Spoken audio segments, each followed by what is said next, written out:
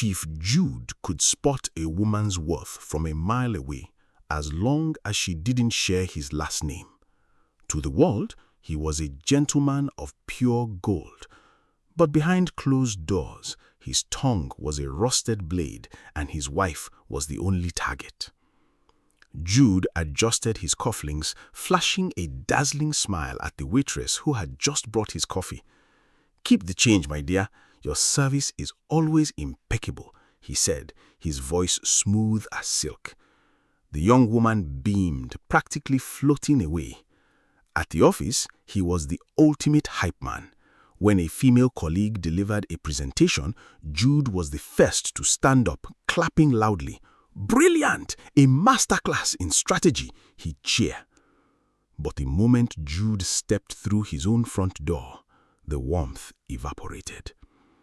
Ifeoma stood in the kitchen, wiping her brow as she plated a rich, steaming bowl of egusi soup. She had spent the evening balancing her own graphic design business orders while making sure his dinner was ready the moment he arrived. Jude dropped his briefcase, marched to the table, and took a single bite. He chewed slowly, his brow furrowing into a deep, familiar scowl. He dropped the spoon back into the bowl with a loud clink. "It lacks character, Ifeoma," I sighed, pushing the plate away. "How many times do I have to tell you? You keep forgetting the local spice my mother uses. It's like you aren't even trying."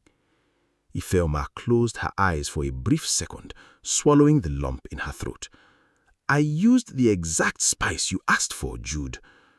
"Well, you used it poorly," he snapped, already looking down at his phone.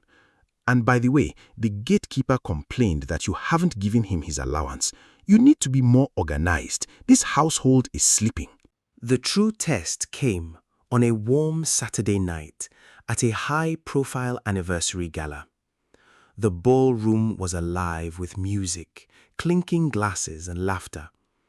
Clara, a sharp young entrepreneur at their table, sighed heavily, nervously stirring her drink. "I had such a rough week," Clara admitted to the group. "I completely mismanaged a client's expectations and we lost the account. I feel like a total failure." Before anyone else could speak, Jude leaned forward, his face radiating intense empathy.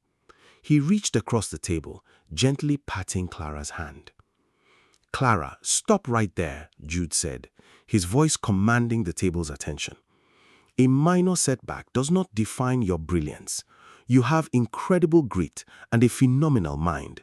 You handled a tough situation like a true queen.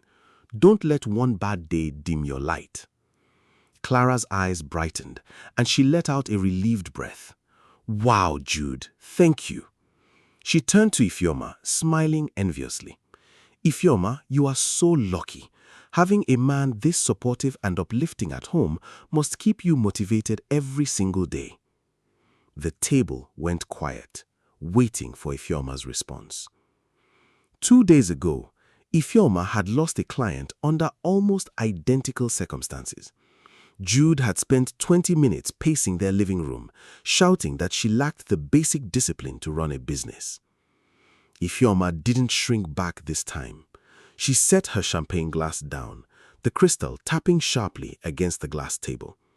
She looked directly at Clara, then shifted her gaze slowly to Jude, whose smile suddenly froze.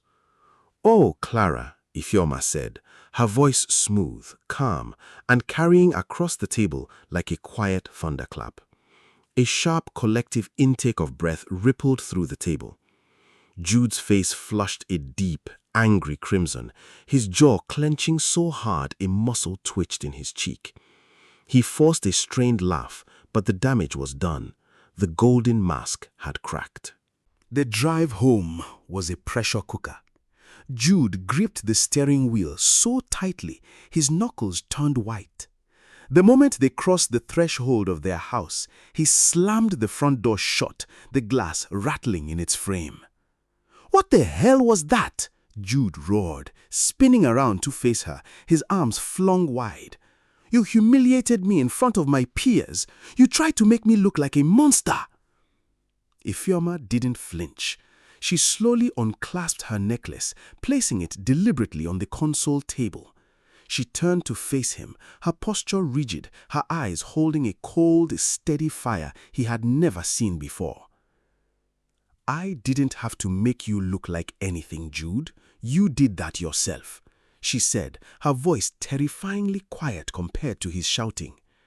She stepped closer, forcing him to meet her gaze, her posture rigid and her eyes holding a cold, steady fire he had never seen before. "Tonight, I watched you give a stranger the patience, the kindness, and the validation that I have been starving for. You pour out gold to every woman you meet because you are addicted to their applause, but you treat me like garbage because you think I'm permanent scenery." Jude opened his mouth to launch into a defensive tirade, but Ifeoma held up a single, firm hand. "Do not complain about the dinner, do not complain about the house. I am done listening," she said clearly.